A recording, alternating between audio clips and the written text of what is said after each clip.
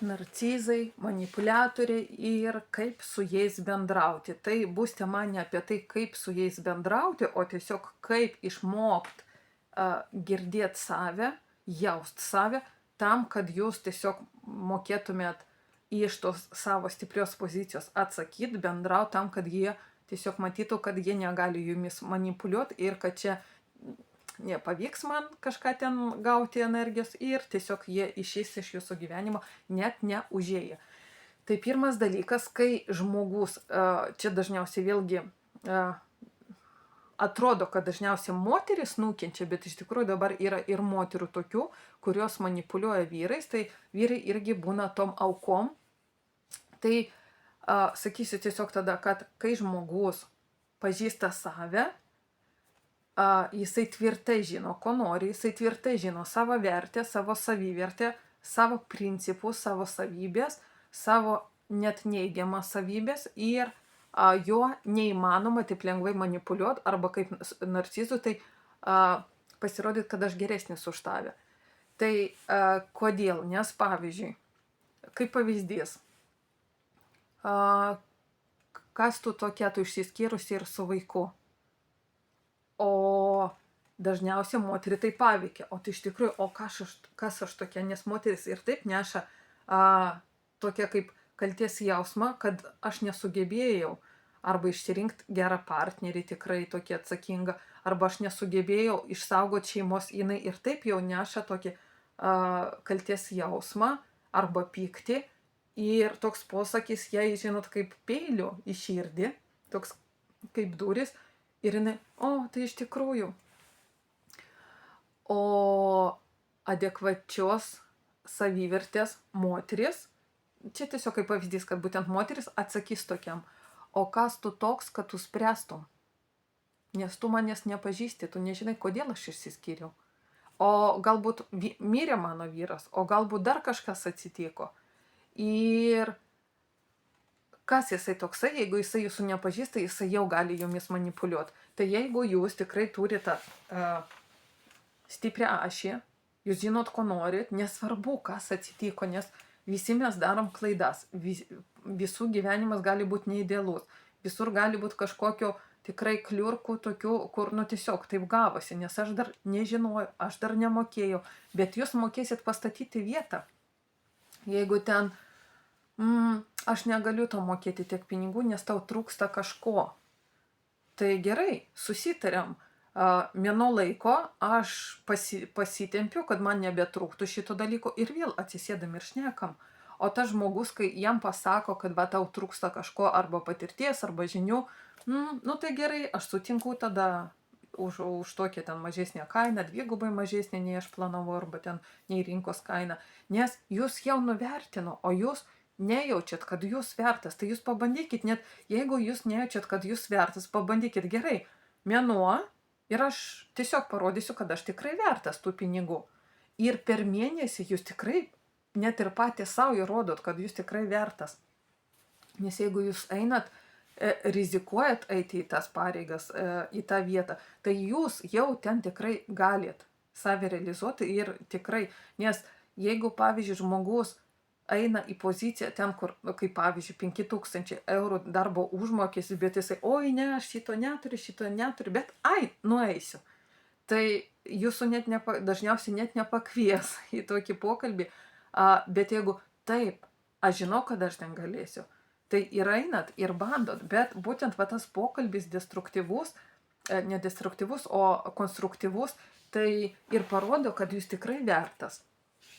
Vyrui, pavyzdžiui, o kas tu toks, tu visai neuždirbi pinigų, o kas tu toks be būto, be automobilio, ir vyras, iš tikrųjų, o kas aš toks, o normalus pasakys, tai aš taip gerai uždirbu ir, pavyzdžiui, aš leidžiu savo nuomotis, aš šiandien nuomoju ten, rytoj ten, nes aš matuojas, pavyzdžiui, kuris rajonas man patinka, ir arba aš noriu sutikti tą moterį,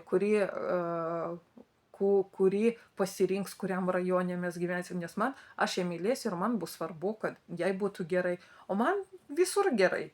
Svarbu, kad yra stogas ir jisai taip atsakys, arba, o kas tu toks be geros mašinos? O tai kodėl mašina parodo, kad aš geras? O man patogus, Dieve, man jisai važiuoja, jisai ten nevalgo, jisai nelūžta automobilis, man patogus, kažkoks ten, gal jisai nėra ten labai naujas, bet nėra ir labai senas, bet man patogu, man jisai tinka, patinka, aš galiu dragint, aplenkt visas mašinas, aš galiu per pievas važiuoti, per asfaltus, per duobės, man negaila to automobilio. Jeigu jį nubrūžins, man, nu, tiesiog negaila. Bet aš užtat turiu tokių sugebėjimų, aš turiu tiek pinigų, aš turiu visko, aš galiu sau leisti naują automobilį, bet sprendžiama būtent iš tos etiketės, ką mato, ir iškart sprendžia ir nuvertina. O kitas žmogus iš tikrųjų, oi Dieve, tai aš pirksiu tą automobilį, neaišku kokį, aš imsiu didžiausią kreditą, tada visą algą vos neatiduosiu tam kreditui, bet aš būsiu vertas, nes aš važinėsiu su to automobiliu, nes aš turėsiu namus, kur man nereikalingi, nes kur man reikia tiesiog kokių 30-50 kvadratų, bet aš turėsiu 200 kvadratų. Ir tada tiesiog pusė namo net stovės, aš ten net neužeisiu, bet vau, ašgi turiu. Nes viduj aš neturiu, bet išorėje aš turiu. Ir būtent komunikacija su manipuliatoriais, su narcizais parodo, ar jie gali jumis manipuliuoti, ar jie gali jūs sumenkinti, ar ne. Lygiai taipogi, kai yra bulingai, mobbingai, lygiai tas pats. Nes net ir vaikam, aiškint vaikam, kad jeigu tave ten kažkas pasako, o tu ką ne vyras, o tu ką ne draugas, o tu ten dar kažką, o kodėl aš turiu įrodinėti? Kodėl aš turiu ten kažką padaryti tam, kad tu mane priimtum? Kodėl aš turiu eiti, pavyzdžiui, kaip papuola į nusikalstamos veiklos būtent ta bandas, pasakykim, nes šeimoje nepriima ir pasako, o tai ką tu negali, o ką tu silpnas?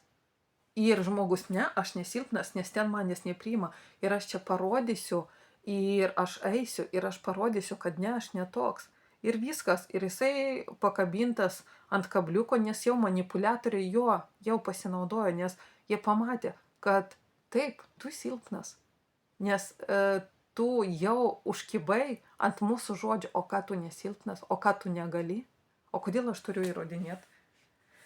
Tai būtent jūs neįleisite į savo gyvenimą nei manipuliatorių, nei narcizų, arba net jeigu įleisite, tai tikrai neilgam laikotarpiui, kol jie pamatys, kad jūs žinot, ko norit, jūs žinot, ko esat vertas, ir nesvarbu jūs moteris ar vyras, ir būtent jūsų tie posakiai jūsų nežeis, nes net ir jūsų mąstysenui nebus, kad o aš turiu kažką įrodinėti, nes būtent mąstysena, tai keičiama mąstysena iš tos neigiamos į tokią tvirtą teigiamą, kad man nereikia niekam įrodinėti, aš ir taip esu mylimas, aš tikrai turiu jau artimų žmonių, kurie mane priima, man nereikia įtikti kažkam, aš nebijau būti vienas, nes ta vienatvė aš jaučiuosi pilnas ir aš galiu ją išnaudoti savo naudai kažkokiai, aš išnaudoti, nes dažnai žmogus net neturi kada pabūti vienas, o čia yra man galimybė. Ir tiesiog bet koks gyvenimo toksai arba kito atvejis, ar toks kaip neigiamas dalykas, neigiamas atvejis, nepaveiks jūsų. Jūs taip tvirtai stovėsit būtent ant to žemės, kad neišjudins. Biškį gal pakratys, bet jisai jūsų neišjudins. Ir dėl to būtina būtent dirbti tam, kad net mūsų smegeniniai neurojungtis pasikeistų, kad tiesiog pakeistų, kad mano mąstysena netokia. Nes nuo mūsų minčių priklauso mūsų žodžiai ir priklauso mūsų veiksmai.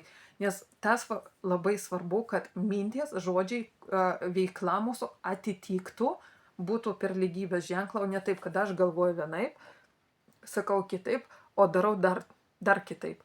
Nes tai reiškia, kad aš esu antiek išbalansuotas, kad aš galvoju, kad aš verta tokia, sakau, kad biškį jau sumažinu, kad aš nesu tiek verta, o elgiuosi, kad aš visiškai neverta. Tai reiškia, kad nėra lygybės ženklo ir būtent dirbama taip, kad aš tą, ką galvoju, tą sakau ir tą ir darau. Ir čia yra su 3 šauktukais, su 5 šauktukais, kad taip yra ir nieks šito nepaveiks. Tai būtent darbas su savim, su savo savivertė ir parodys, kad jumis negali nei manipuliuoti, nei narcizai įeiti gyvenimą, kad žemint jūs, nei galės jūs mobbingu užsiimti ar bulingu, nieko tokio nebus jūsų gyvenime, kai jūs žinosit savo vertę. O tam, kad ją žinot, tai užaugint save, tai tiesiog eikit į konsultacijas, dirbkit su savim, kad suvokt, kad jūs tikrai esat geras. Nesvarbu, ką galvojo, ką jums buvo pasakę artimiausi, nes jūs tikrai esat kažkur, kažkame geri, bet tiesiog atrast kur. Ir tada jūs eisit tvirtai, taip, aš čia esu geras, nors mama, tėvai norėjo, kad aš būčiau tenai, o ten visiškai ne mano sritys. Ir būtent čia aš esu geras, nes čia yra mano vieta. Tai linkiu surast savo vietą.